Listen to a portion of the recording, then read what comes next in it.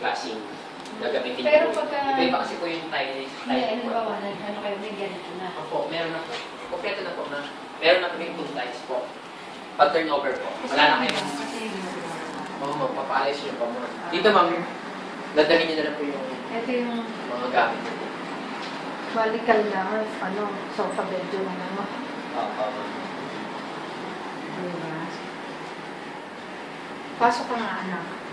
Dito ma'am, mas malaki yung toilet and bath sa taas mo. So, dalawa. Ito ma'am, parang powder room na, pero meron na rin po. May shower room ba? Meron po, may shower room. Kompleto na rin mga kasi. Akat? Sige, Yung turnover po sa inyo, meron na pong mga fixtures po. May lavatory na, may... Bali, magkano yung total? Ito po misasite sa inyong family hall. So, meron kayong option naman, ma'am. Kung natin yung over sa inyo. Pwede nyo pa rin po another. Kung ba nung gawin yung another room kit? Sa inyo, ma'am. Sa inyo.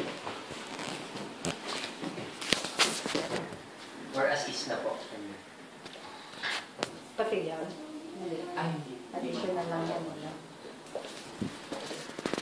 Ito yung ano, Ngayon lang, mas maganda. malaki po yung ano rito, ma'am. Pero yung shower, ganyan na. Ako.